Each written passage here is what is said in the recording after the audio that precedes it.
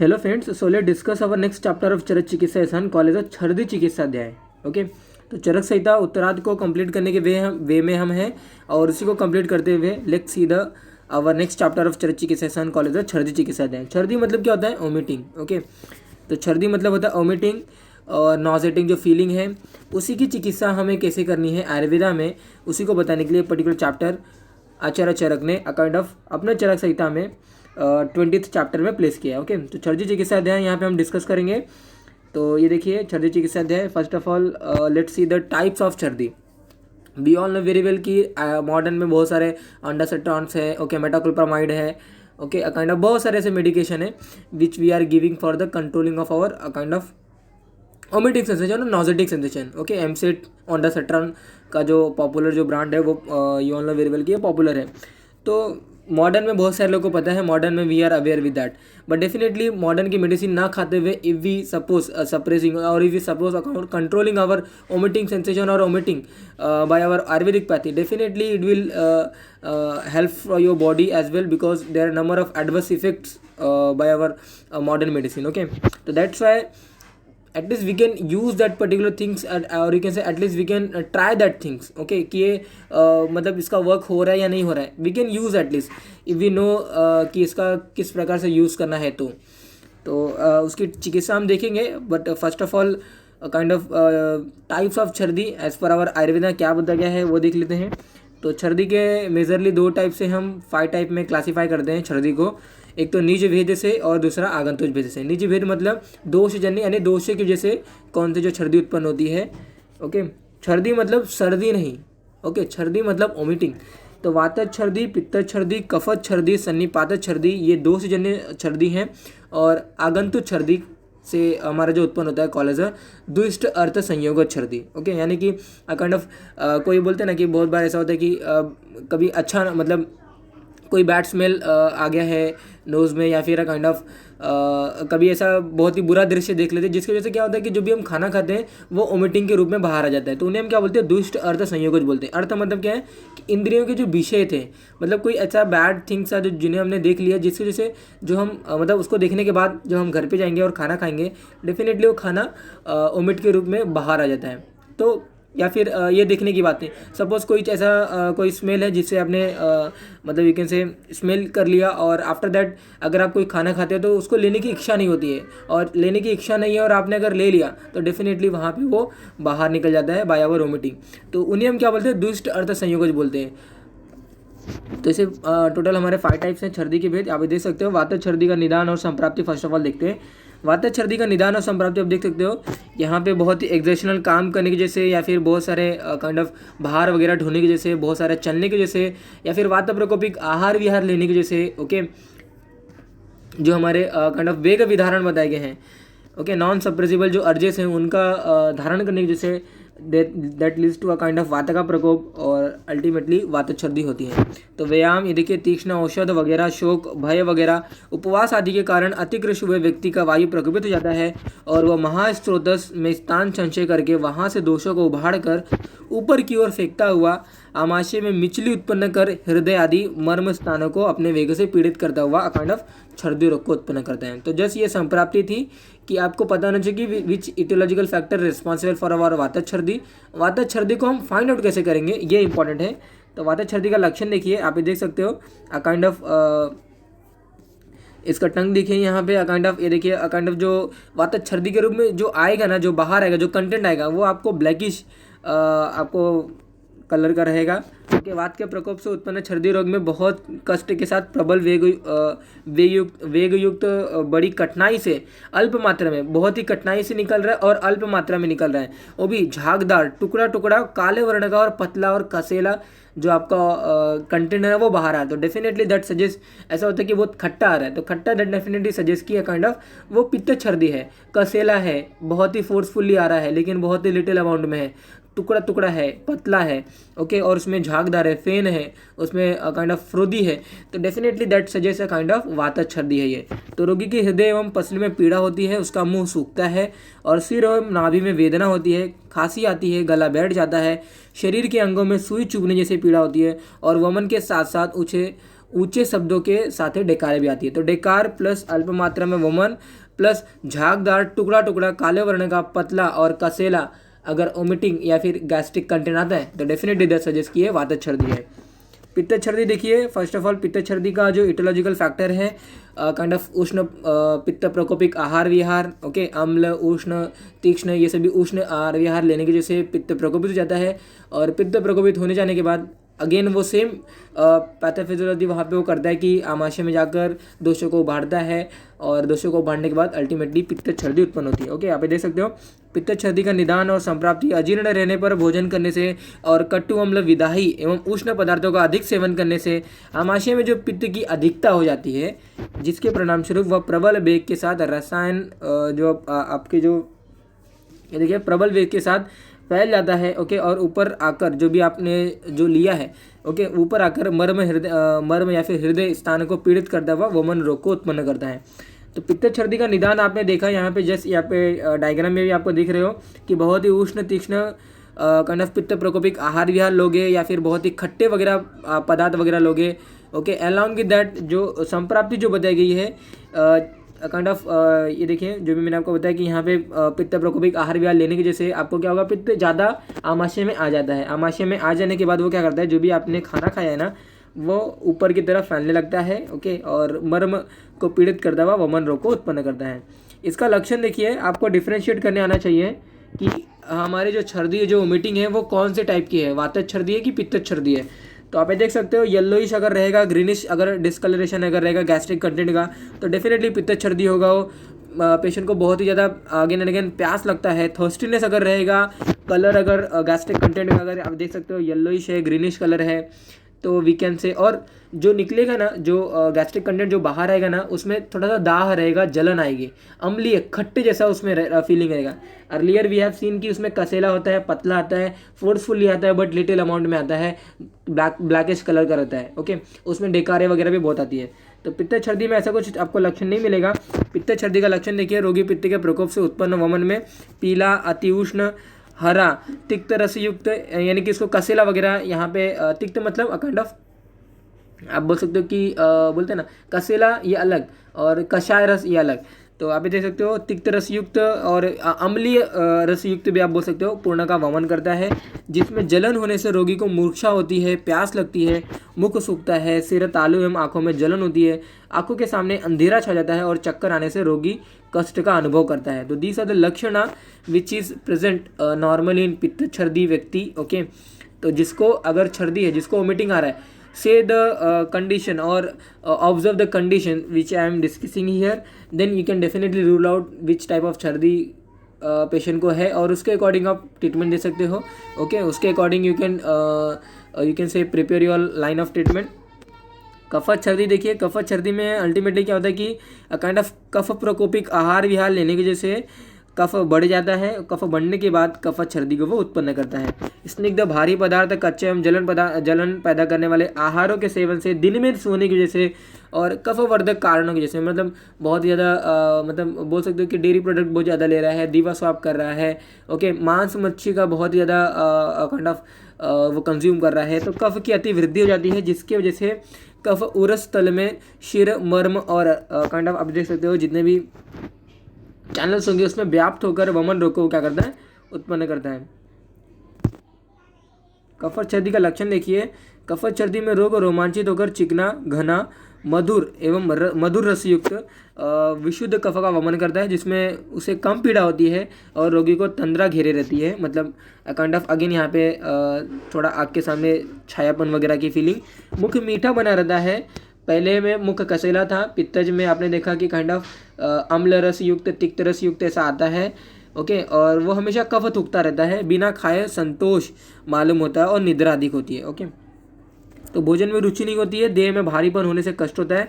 These are the लक्षण seen in our कफत छर्दी। सन्निपातज छर्दी का देखिए, सन्निपातज में त्रिदोष के लक्षण आपको मिलेंगे।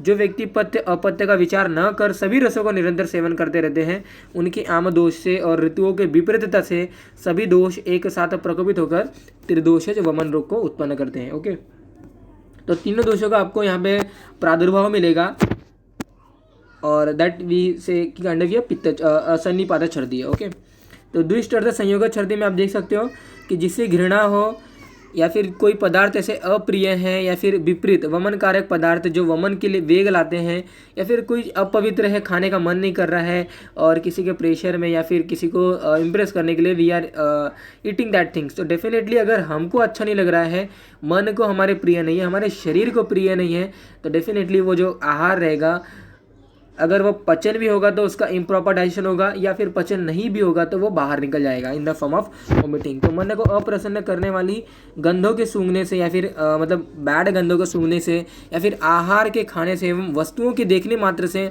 मन के संतप्त या उद्विग्न होने पर जो वमन होता है उन्हें हम क्या बोलते हैं, द्विष्ट अर्थ के संयोग से उत्पन्न छर्दी मानते हैं। Totally we can say द्विष्ट earth संयोगक छर्दी। Okay, द्विष्ट अर्थ संयोगक छर्दी ये हमारा काइंड ऑफ आगंतुक छर्दी का ये हमारा क्या है, काइंड ऑफ प्रकार है। नाउ लाइन ऑफ ट्रीटमेंट बहुत ही सिंपल लाइन ऑफ ट्रीटमेंट है। कोई भी प्रकार की छर्दी हो आपको पेशेंट को लंघन करने बोलना है। मतलब एक बार वोमिटिंग आया, एक बार अगर काइंड ऑफ गैस्ट्रिक कंटेंट माना है तो डेफिनेटली यू विल नॉट से कि फर्दर आप कोई आहार वगैरह लो। You will stop at the right now कि आपको कोई आहार वगैरह नहीं लेना है। लंघना is a main line of treatment for our छर्दी चिकित्सा। ओके, तो लंघन आपको करना है और लंघन करना है बस। तो सभी छर्दी रोग आमाशय में उत्क्लेश या क्षोभ होने से उत्पन्न, मतलब अल्टीमेटली हो रहा क्या है कि आमाशय में उत्क्लेश होता है, आमाशय में क्षोभ उत्पन्न होता है। आमाशय में जो धातुएं जो बढ़ी हुई हैं वात पित्त कफ, ये क्या करता है, डायरेक्टली अटैक करते हैं हमारे आमाशय में। एंड दैट्स वाई आमाशय में जब कोई अटैक होता है दोषों का, तो वहाँ पे लंघना ये मेन लाइन ऑफ ट्रीटमेंट होता है। ओके, तो आप देख सकते हो क्षोभ उत्पन्न होने से आमाशयोत्थ मतलब आमाशय के वजह से जो रोग होता है उनमें कफहर लंघना आदि उपचार करना उचित होता है। सभी छर्दी रोगों में लंघन करना चाहिए अथवा कफ पित्त शामक वमन विरेचन करना चाहिए depending on the condition of the patient. यदि वातज छर्दी है तो उसमें लंघन और संशोधन करना नहीं बोला गया है। क्यों नहीं बोला गया है? बिकॉज उसकी जो बल है वो और भी कम हो सकती है। दैट्स वाई ये क्वांटिटेटिव बोला गया है। छर्दी रोग में विरेचनार्थ पर्पस के लिए आपको कुछ नहीं करना है। हरदकी के चूर्ण को मधु से चाट के लेने के लिए बोलना है। ओके, यानी कि लिख करने के लिए बोलना है। तो हरदकी के चूर्ण को मधु से लिख करना है, जिसकी वजह से काइंड ऑफ विरेचन थोड़ा सा इजीली हो जाता है। या फिर यथारुचि मध्य आप ले सकते हो या फिर दूध ले सकते हो फॉर इंड्यूसिंग द विरेचन। तो विरेचन के लिए हरदकी के चूर्ण को मधु से लिख करना है, या तो मद्यों के साथ या तो दूध के साथ आपको क्या करना है, काइंड ऑफ आप देख सकते हो रुचिकर विरेचन द्रव्य को आपको मध्य के साथ या फिर दूध के साथ क्या करना है, कंज्यूम करना है फॉर इंड्यूसिंग द विरेचना। तो चूर्णानि लिहानि मधुना अभ्यानाम हृदयानि व यानि विरेचनानि। तो ये विरेचन के योग ही छर्दी रोग में ऊर्ध्वगति हुए दोषों को अधोगामी बनाते हैं। ओके, तो ये विरेचन के जो योग हैं छर्दी रोग में ऊर्ध्वगति हुए जो दोष रहते हैं, पित्त है, कफ है, ओके, तो डिपेंडिंग ऑन दैट ये क्या करते हैं, दोषों को अधोगामी बनाते हैं और विरेचन के थ्रू वो दोष निकल जाते हैं। तो विरेचन करने के लिए हरदकी के चूर्ण वगैरह देना है। But at the right now you should know कि क्या लाइन ऑफ ट्रीटमेंट हमारे लिए पॉसिबल है। तो हमारे लिए क्या पॉसिबल है, हमारे लिए पॉसिबल है ये देखिए, अभी मैं आपको बताता हूँ। जब इंडिविजुअली जो हम क्लासीफाई करेंगे ना, ट्रीटमेंट देखेंगे ना, वहाँ पे आपको पता चलेगा। तो काइंड ऑफ वमन के लिए वल्ली फल के जो द्रव्य हैं उनको काइंड ऑफ पीस कर पिलाने के लिए बोलना है, इससे वमन वगैरह इंड्यूस होता है। नाउ मेन जो है वातज छर्दी है, आपने देखा कि येलो कलर का ब्लैकिश कलर का आ रहा है, डिस्कलरेशन लिटिल अमाउंट में आ रहा है। तो वहाँ पे षडंग पानी आपको पेशेंट को देना है। षडंग पानी है, ओके, षडंग पानी है, एक प्रिपेयर्ड कल्पना है हमारा, षडंग पानी है, वो पेशेंट को लेने के लिए बोलना है। या फिर षडंग पानी में कुल्थी के जो यूश होंगे या फिर अकाउंट ऑफ जौ के जो यूश होंगे उसमें खट्टे अनार के रस मिलाकर आपको लेने के लिए बोलना है। इससे वातज छर्दी जो होता है वो नष्ट हो जाता है। क्या मैंने बोला, षडंग पानी लेने बोलना है। षडंग पानी अकेला लेंगे तो ज़्यादा वक्त नहीं करेगा।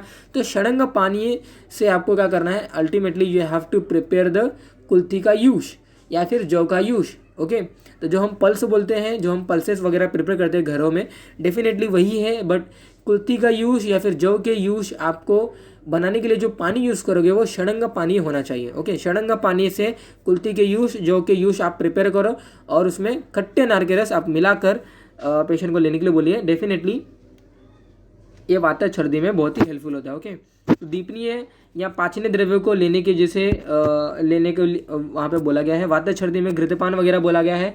अगर टैकीकार्डिया अगर बढ़ जाता है, मतलब बहुत ज़्यादा हार्ट में ऐसा पेन है या फिर बहुत ज़्यादा ऐसे पल्सेशन फील हो रहा है, तो डेफिनेटली आपको घृत लेने के लिए बोलना है। घृत में सेंधा नमक मिलाकर लेने के लिए बोलना है। तो देखिए शारीरिक और अग्नि बल के अनुसार सेंधा नमक में घी वगैरह मिलाकर, ये देखिए घी में सेंधा नमक वगैरह मिलाकर आपको पेशेंट को लेने के लिए बोलना है। तो वातज वमन रोग में यदि रोगी को हृदय की गति अधिक हो गई है या फिर टैकीकार्डिक कंडीशन आ गई है, तो उस कंडीशन में आपको सेंधा देखिए समुचित मात्रा में सेंधा नमक मिला हुआ घी पीना चाहिए। ओके, नाउ वातज छर्दी में पथ्य वगैरह के लिए हितकर आहार वगैरह लेने के लिए बोलना है, जो उसको अच्छा लगे वो ले। पित्त छर्दी में डायरेक्टली क्या बोलना है कि काइंड ऑफ जो अवेलेबल हो सकता है वो मैं यहाँ पे डिस्कस करूँगा। बाकी एग्जाम पॉइंट ऑफ व्यू के लिए आपको स्क्रीन के ऊपर तो विजिबल है ही, you can prepare your notes as well. तो पित्त छर्दी रोग में दोष के अनुलोमन के लिए मुनक्के की क्वात है या फिर विदारी कंद के स्वरस, या फिर सिंपलर पित्त छर्दी के रोग में दोष के अनुलोमन के लिए गन्ने के रस के साथ त्रिवित के चूर्ण को खिलाना चाहिए। ओके, यानी कि गन्ने के रस में आपको त्रिवित चूर्ण मिला दीजिए और पेशेंट को लेने के लिए बोलिए। इससे क्या होगा कि काइंड ऑफ विरेचन होगा पेशेंट को, या फिर पित्त छर्दी शांत हो जाएगी। तो यदि पित्त बहुत ही बढ़ गया है आमाशय में, तो मधुर द्रव्य के साथ वमन कारक योगों का सेवन कराने से वमन कराना चाहिए। तो एक ही वे मैं बताऊंगा, ज़्यादा इसमें आपको टेंशन लेने की जरूरत नहीं है। गन्ने के रस में त्रिविध चूर्ण मिलाकर पेशेंट को लेने के लिए बोल देना है। ये पित्त छर्दी की ट्रीटमेंट है, दैट्स इट। मेनी अवलेह कल्पना is also discuss in our Charak Samhita. Many पेय द्रव्य is also mention in our for our पित्त छर्दी। ओके, कफत छर्दी देखिए, कफत छर्दी में आपको वमन कराना है। अगर नॉर्मली अगर मैं होम रेमेडीज़ की अगर बात करूँ तो इसमें होम रेमेडीज़ मेंशन नहीं किया गया, but definitely you can use the triphala. आप देख सकते हो यहाँ पे मेंशन है, ये देखिए त्रिफला, आंवला, हरितकी और भिभितकी या बहेड़ा और वायव्य डंग का समभाग चूर्ण सोठ के चूर्ण और मधु के साथ चाटना है। ओके, तो मतलब क्या है कि त्रिफला चूर्ण, बिडंग चूर्ण और सोठ का चूर्ण पूरा कंबाइन करना है और उसे मधु के साथ चाटना है। ये छर्दी नाशक हमारे अवलेह है। We are preparing by combination the whole चूर्ण and if we eat this along with this kind of मधु, तो इन्हें हम क्या बोलेंगे, छर्दी नाशक चूर्ण अवलेह बोलेंगे, और यू कैन से प्रिपरेशन बोलेंगे फॉर आवर कफत छर्दी। तो वमन is indicated and along with that triphala, बिडंग, सोठ का चूर्ण टोटल मिलाने के बाद आपको मधु के साथ लिक करने के लिए बोलना है। ओके, तो सन्निपातज रोग में डिपेंडिंग ऑन दैट कंडीशन चिकित्सा शास्त्र का सम्यक ज्ञाता वैद्य सावधान होकर सन्निपातज छर्दी रोग की चिकित्सा में भी दोष ऋतु एवं रोगी के अनुसार काइंड ऑफ उसे ट्रीट करना चाहिए। ओके, दुष्ट अर्थ संयोगत छर्दी में पेशेंट को जो भी उसने बुरा वगैरह मतलब देखा था उसे अच्छी चीज़ों से दिखाकर हमें दूर कराना चाहिए। तो दुष्ट अर्थ संयोग छर्दी चिकित्सा मन प्रसादकर आहार विहार अप्रिय विषयों के संयोग से जो मन है वो अगर उद्विग्न हो गया है या फिर आधारित होने पर वमन रोग से उत्पन्न होता है, उसे रोगों के मन को आहत करने वाली वाणी बोलनी चाहिए। ओके, मतलब उसको अच्छा लगना चाहिए। रोगी की समस्याओं को सुनकर उनके समाधान का काइंड ऑफ आश्वासन करना चाहिए। ओके, तो ये चिरकालीन अगर रहेगा आपका बहुत ही दिनों से अगर आपको आता रहेगा तो डेफिनेटली ये क्या करेगा, वात का प्रकोप कर सकता है। बिकॉज वायो धातु क्षयातकोपो मार्गस से आवरण। तो वमन के लगातार अधिक होने से धातुओं की क्षय हो जाती है और धातु क्षय होने से वायु बढ़ जाता है। तो वायो धातु क्षयातकोपो, ओके, वायु धातु क्षयातकोपो मार्गस से आवरण। तो धातु क्षय और आवरण के जैसे वायु जो होती है वो प्रकोपित होती है। वायु धातु क्षयातकोपो मार्गस से आवरण। तो इसलिए चिरकाल से होने वाले वमन में वातनाशक स्तंभन और बीढ़म चिकित्सा इंडिकेटेड है। तो that is all about our छर्दी चिकित्सा अध्याय। यहाँ पे मैंने आपको 5 प्रकार की छर्दी और लाइन ऑफ ट्रीटमेंट क्या है जस्ट मैंने आपको डिस्कस किया।